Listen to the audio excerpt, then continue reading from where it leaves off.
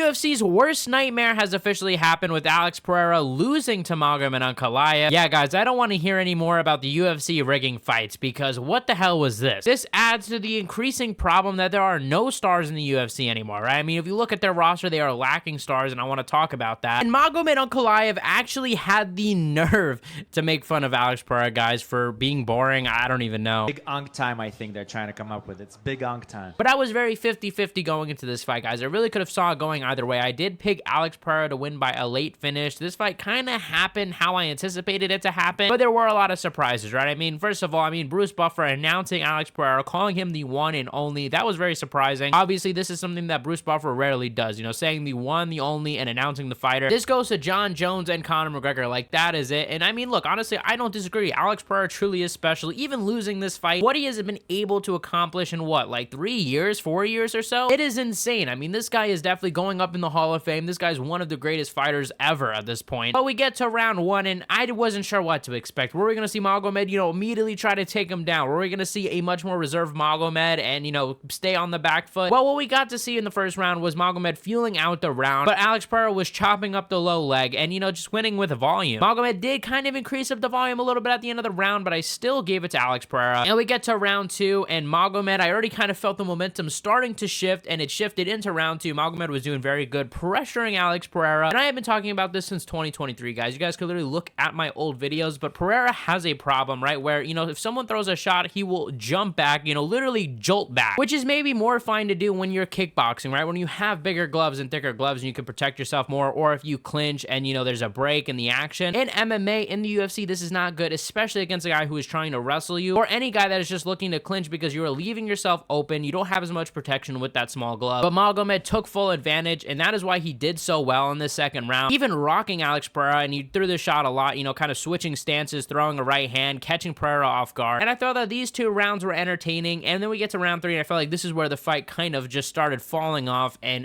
we're gonna get to round four because, yeah, we have a lot to talk about there. But round five, in my opinion, is the 50-50 round. This is the round that is up in the air, up to interpretation. Who did I score it for? What do I think of this? And this round is so close, guys, and I don't think that there's any wrong answer, guys. I think if someone wants to score for Magomed, I can understand that, and if someone wants to score for Pereira, I understand that, because at the end of the day, this round was very much about volume opposed to power shots. I don't have the stats of how many headshots Pereira landed opposed to Magomed and all of that, but it did seem to me that maybe Magomed was throwing a little bit more, and Pereira had the more powerful shots. I mean, at one point he lands a right hand at the end of round three, so I think it's really up to you. Watching it the first time, I was leaning Magomed, but rewatching it and seeing this, I mean, I kind of been leaning scoring it to Pereira just because of the damage. Magomed really didn't do much. I felt like he threw a lot of leg kicks, but at the end, I felt like Pereira was matching him in the leg kicks, so I didn't really think there was much of a difference there. But then we get to round four, and this is a clear Magomed Ankalaev round, and the worst round. This is Magomed Ankalaev constantly trying to shoot for a takedown, and this is what I almost kind of anticipated. I said this fight was going to go one or two ways. Either number one, we're going to see Magomed try to finish him early, or wait to start grappling late. And I had said this because this is exactly what Magomed Ankalaev tried to do to Jan Blachowicz, right? In the first three rounds, he stood with him, and when Magomed got to round four, round five, he grappled to try to secure those rounds and get the decision. And this is what I think he was trying to do against Pereira, but I don't think he expected Alex Pereira's takedown defense to be this good. And guys, we have a lot to praise Alex for because he defended all these takedowns, didn't even get taken down once, but it was just a situation where Magomed is clinching up, buying time on the clock, and of course, because nothing else is happening, you gotta give it to Magomed. At the end of the round, we did see Alex Pereira get a good toss on Magomed Ankalaev, so I don't know, guys. I really felt like this round was close. Of course, you gotta give it to Magomed, but I was super impressed with Pereira's grappling here, and then we get to round five, and I think this is a clear Alex Pereira round. I'm surprised to see some people score this for Magomed. I thought he clearly had the volume here. I thought that Magomed was moving backwards a lot more than he had in the previous rounds, and I had mentioned to you guys, look, Magomed isn't a guy that could grapple for 25 minutes. He doesn't have endless cardio. He has to be very careful when he grapples, which is why I think he waits till the end of the fight to grapple so he's not tired for the whole fight. And yeah, I thought Pereira won the fifth round, and according to this scorecard, guys, yeah, I scored it for Pereira, but like I said, I feel like this is one of those fights where I could watch it tomorrow and score round three for Magomed. So I want to say this is a very 50 50-50 fight. But I think based on damage, man, I mean, Pereira did land some good shots in round 3, but I'm not super mad about the scorecard other than the fact that I am an Alex Pereira fan who was rooting for him hard, man. I have not been this sad over a UFC result in a while, guys. I'm going to be honest. Probably the last time I felt this sad was when my guy Charles Oliveira lost. I'm gonna be honest, guys, to Islam, because as I've said, this helps contribute to a huge problem the UFC has right now, which is its star problem. I mean, a lot of people have talked about this. I've talked about this before, but the UFC is running out of stars. And what do I mean by this? Well, there aren't a lot of people out there that could headline pay-per-views that, you know, the mainstream audience, the casual audience will say, oh, look, that guy's fighting. Let me go check it out. Pereira was one of those names. I had friends texting me about the Alex Pereira fight, but I guarantee you no one's going to be texting me about Magomed Ankalaev's next fight unless it's against Pereira. No one is texting me about a Bilal Muhammad fight. Does the UFC have champions like Islam Makhachev that are popular enough? Yes, absolutely, but nothing that is going towards the mainstream audience. Nothing that is, you know, making even the hardest of casuals pay attention to them. And it's a problem because we are seeing John Jones. He might not even fight Tom Aspinall. There's a good chance that fight doesn't happen. Ilya Topuria just vacated his title. Who knows what's going to happen to him? He could very well lose to Islam Makhachev or whoever he fights next. Conor McGregor is God knows where. I mean, who fucking knows? He's probably never coming back. At this point, I would be shocked to see Conor McGregor fight in the UFC in the next 2 years. So who do you really have at this point? Pereira was one of those guys, and now you just don't have anybody. And that's why I think Dana White, he was so upset looking at those scorecards, bro. I felt his pain. I felt just as sad. And it sucks, man, because Alex Pereira last year, I'm going to be honest, guys, was really, truly a special thing to watch from the UFC. Truly one of the most special things in the past few years. Just seeing a guy go out there. I mean, he had the walkout. He had, you know, the dope aura. He was a cool guy. I mean, he came out with amazing knockouts, amazing fights. Not to mention is willing to fight anybody at any time. And it just sucks, man. It really does. And it's so frustrating, dude. Magomed Ankalaev is not the star Pereira is, and he will never be. I highly doubt he's ever going to be. I could eat my words, but I highly doubt it. I'd be shocked. And Pereira did very good on the takedown defense. And yeah, Dana White did come out of the post-fight press conference, announce a few things. He said that he is going to have the immediate rematch, most likely, which I think is a good thing, guys, because while we've seen this fight and it might seem all doom and gloom, I think there's a lot of positive takeaways for Alex Pereira to take going into a rematch. First of all, he defended all the takedowns, right? And you got to wonder, I'm sure Pereira going into this fight was very nervous. He doesn't know. For all he knows, he could literally get taken down and ragdolled. There's so much hype around these Dagestani guys and their wrestling. But what I'm trying to say is there's definitely an argument to be said that, look, Pereira could go into this next fight more confident in his takedown defense, press more, and get the knockout. And also, there's an argument to say that maybe Magomed Ankalaev says, you know what, Alex Pereira's power wasn't so bad. I didn't get hit clean and is a little more reckless and gets caught. Yes, you could do Pereira heavyweight. I would love to see Cyril Gane and Alex Pereira heavyweight, but look, I think this is a matchup you got to make next. And after the fight, guys, Magomed Ankalaev also came out to this post-fight press conference to talk shit about Alex Pereira, guys. Here's what Magomed Ankalaev had to say, and it was a brutal response to Alex Pereira.